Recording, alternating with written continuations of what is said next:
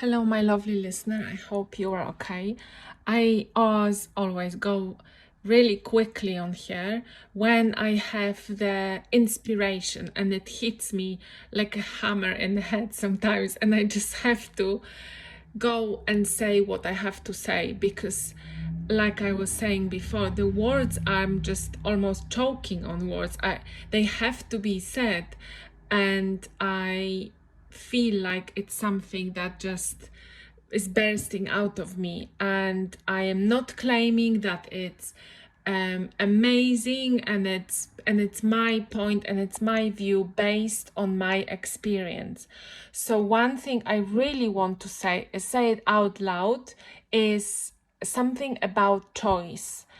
Wherever you are in life, whatever you are doing, you always have a choice. And if no one ever said that to you, and if people said different things to you, that there's no other choice, there's only one choice, you have no choice, there's plenty of those sayings that puts us in a cage of, oh, that's the only way it is, I guess this is only thing that I can do it this way. And the thing is that the choice is always there. I know there is this book about the concentration camp, and I'm so sorry, and I put it in the link or in the notes below the description of this episode. There is a book by a now author who spent his time and life in concentration camp. And just a little digress from me. Because I was born in the country that was very influenced by war, and the times that were still carried the war energy, we actually had books that were mandated that we had to read in primary school, and few of those books were about concentration camps and just the time and around war. There was a very heavily focus on that timing. And for me, because I am an empath, and because I take everything so personally, and because I have great imagination, reading those books left such a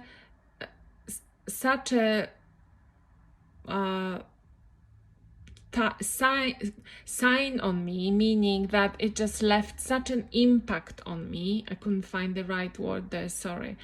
It just left such an impact on me that I cannot make myself read those books again. I cannot even make myself go to any places where Second World War or the concentration camp took place. So there is this place in Poland near Krakow, which used to be concentration camp, and there is like a museum now there. I cannot go there. I'm never going to go there. And reading about this is, I cannot imagine doing that as well. It's just almost like a trauma. And I know that some people just read it. It's the same with horrors for me. Well, it's not the same because this actually happened, and horrors are, let's say, movies. They are just creation of of someone's brain, right? But I just cannot do it. So I didn't read this book, but I've heard many psychologists, spiritual leaders, people working in kind of mental health environment, they brought this book up as a research and as a factual thing of this is what happened. So the author, he was in a concentration camp in the last place in the whole earth that you can imagine, that you can have a choice. You are put there, there is no other choice. You have to endure that, and you are in that. And the choice he was making were all in his head. The choice he was making were all about his approach and his thinking, and his putting meaning into the things that were happening around him. And this is like an extreme case of the choice we are making and things we are seeing and the meaning that we are giving to things. So what kind of triggered me was that one of my friends was visiting me, and I was just really aware of how she doesn't pay attention to the details that are around us, how she doesn't see the same things that I see, how she doesn't recognize the signs, let's say, around us, in my mind, the beauty that's around us, and doesn't recognize the big meaning of things, the things that are little, and how this relate to choice. It relates to choice that you have all the choices kind of outlined in front of you. You are just so focused on this one thing that other things in your peripheral vision around you, you just basically don't see it. I don't know if you've seen the memes, or there is definitely the saying that the darkest spot is actually under a lamp, or someone is looking for glasses and they are actually on their head. You can relate that with a choice. Sometimes we look for the options in such a kind of harsh way that we are not seeing the options. Other times we have other kind of, someone is pushing us, or we don't believe in our own intuition, or we don't believe in ourselves, or we are stuck in a program, and this is the only way we see things because we are in this program. We kind of cannot see beyond that, and we give ourselves reasons, right? Never happened to me, it's never gonna happen because it never happened. I've tried many times, right? And I was actually thinking about this, and just as a reminder, when we look at the actors, the one that succeeded, how many times do they say that they've sent their not CV, that they went for audition? How many times do they have to do it? Lots of them. I would say 80% or 70%, whoever I've seen an interview with, they always said, I went to 50 auditions. I thought it's too late because I was in my 40s. There's loads and loads examples like this. So one thing is not giving up, and it's your choice, and you can tell yourself when to give up and when to look for help, where to look for help, and how many times to look for help. The other thing I was thinking about the choice, and this is related to the will and the spark of living. So many times on my walk, I see plants, let's say little flowers, bigger flowers, trees, just coming to life or flowering from a very not alive spot. So in like maybe in the wall, maybe squeezed in between the stones. And my example from my house, I had a part of celery that, the part that you cut off just by the end of celery. Celery is just like this green plant that has got a harder parts on it. So I cut the end off, and I just wanted to either give it to my rabbit or use it for juicing. But I've seen something about the celery kind of sprouting or leaving, or I didn't even think much. I just put the very end, maybe like 50 millimeters, maybe a centimeter long, in a cup with a little bit of water, and I just left it on the side. And what happened? it started sprouting, it started growing, it started giving new life. And also on my walks, like I said, I always see plants living in very strange position. You would never think that a plant could live there. There's no sign of life there, meaning there's no soil. It's like in a very awkward position, and something grows there, started growing and actually thrives. There is this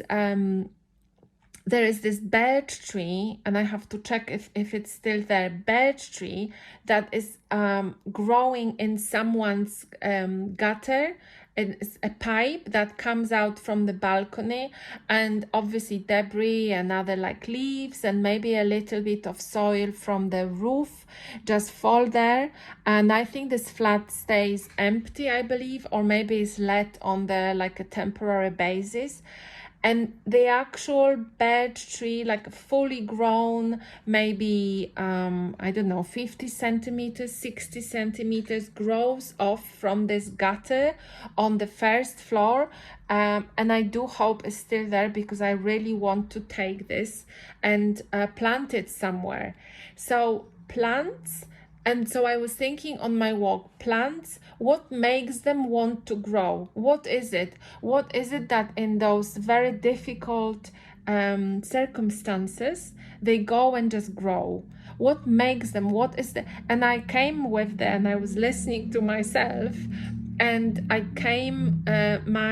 answer is the spirit of life, is something that makes the baby grow in the womb and beyond it, is something that keeps us wanting to be alive and keeps us looking in our environment and making sure that our environments feed us and and make us want to live. And is also our choice to look for those things. And if we don't see those things around us, and if we start thinking about this, to go deeper, to go quieter, and start to recognize those things. And what is helping me at the moment is actually a part of a book, apart from a book, Billionaires, Millionaires Mindset, is being grateful. And it's a choice first of all to make it a habit to think about things that you are being grateful for, to think about the little things, bigger things, huge things, small things around you that enhance the feeling of abundance.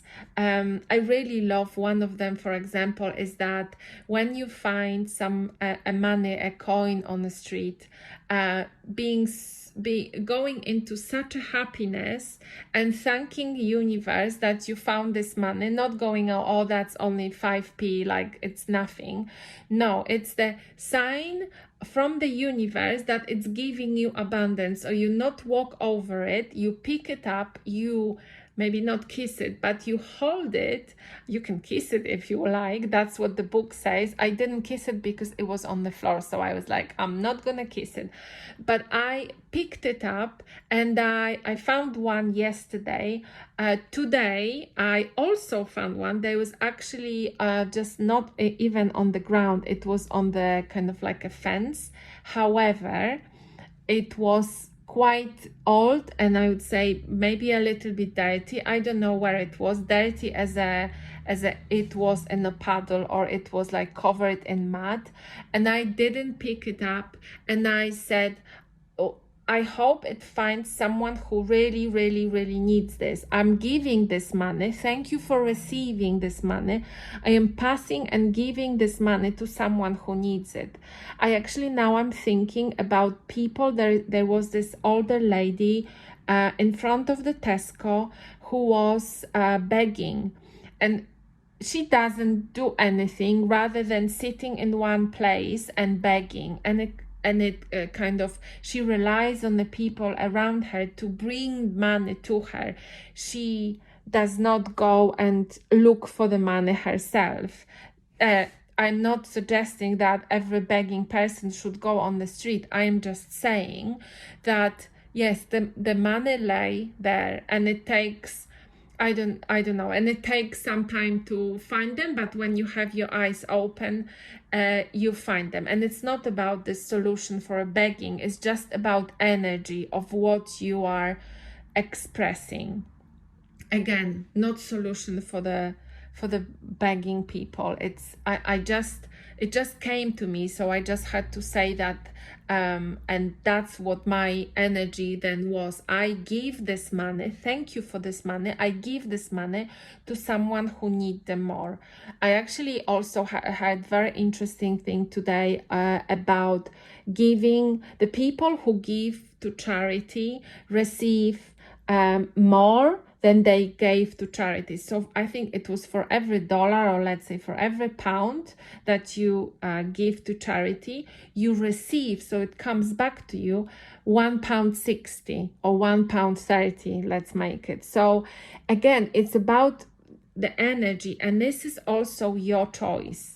There's no one else who decides for you. There's no one else who makes those decisions for you. If they make decision that you recognize as, oh, this is decision make. Let's say I work in a corporate. This is the decision. I cannot go over, under, or whatever against this decision. It's your decision how you react to this. It's your decision what your feelings are, and it's your decision how then you go about it.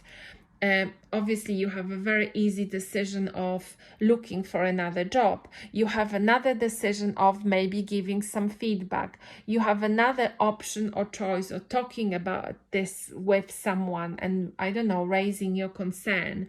You have another decision of, I don't know, a lot of other decisions, choices that you can make. And I think that the choices are really, there's abundance of choices, and we shouldn't forget that, and we shouldn't go and say there is no choice. And the choice of paying attention to the world around you and looking for small things that reminds you that there is life around you, that there is abundance around you, making a small choice of being grateful for the things that you already have, that makes a big difference, basically. I also wanted to say very kind of quickly a little bit about myself. I don't share that much because I am still kind of concerned, maybe, or I just don't want to include anyone that I know and like name names or something. I'm just maybe not there yet. And I love the way Aaron does it. He does it so lovely, basically. You know, he just says it, but everything that he says relates to him. And so I don't want to talk about anyone in my family or in my kind of closest friends, because I feel like maybe I say something bad about them and, you know, they wouldn't be happy or something like that. So it's kind of a balance. But I also know that I've made a choice of putting this out there, of giving myself a voice, and I don't exist as a singular person. I exist also within a certain community and obviously my family as my community. So what I wanted to say is just a little bit about what I am grateful about, and this is my choice to share this with you. So I'm grateful that I've chosen to relocate and to emigrate, and that was a choice that I made. I wasn't maybe 100% sure of this choice, and I didn't make a agenda or big plans of what I was going to do. I just followed my heart, and this is the big theme. I followed my heart. I listened to my intuition. I don't have to make a detailed plans or agenda or a business process of my choices, of things that I am doing, and I trust myself. I trust is almost like a higher calling. So my higher calling was that I have moved to a different country although I knew the language which I could communicate, it's obviously not my first language. So you can say that it's something that definitely is available to anyone to move, to relocate. My parents or my family wasn't wealthy enough to buy me a flat here, so I had to make sure that obviously I always rented a flat, and I always have money for this.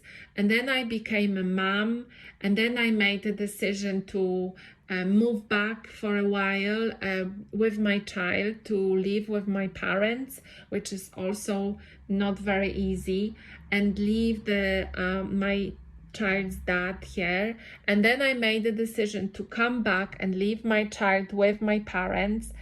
And then I made the decision to leave my child's dad and be a single mom and bring up my daughter by myself here in this country, while working full time and really trying hard to make ends meet, while also living in a state of abundance, because this state of abundance never left me. I was always living as if I had more than I had. And I kind of don't care if that's, someone say live at your means or live within your means. It's not about that. It's just about visiting places where, the rich people hang out, and just being aware of, eating good food, making really tasty food, not relying on junk food or not relying on ready-made meals or things like this. So visiting maybe nicer parts of the city, even though you don't live there, going there for the experience, going there and seeing how it would be if you were living in the nicer, posher areas, and just going on, putting maybe some money aside, or going along on nice holidays, and making sure that your clothes are maybe designers or just are nice, and just putting your attention into that, and surrounding yourself with nice objects. And I sourced those objects for different parts, but I just wanted to make sure that the beauty is around us. So that's what I was always trying to do. And I think that's my achievement. And I always try to achieve that as well. And another thing that I'm grateful for is that my friends, I was just thinking, my friends inspire me. My friends are successful, or they are really thriving in what they are doing, and they are people that build me up as well, and people that I look up to, and people that want to have something for themselves and always striving to be better. So these are my friends. I don't have many friends, but friends that I have are like that. And all the others that weren't kind of on that level, someone that I have to kind of that is a big effort, that I know that we don't align on the same kind of level.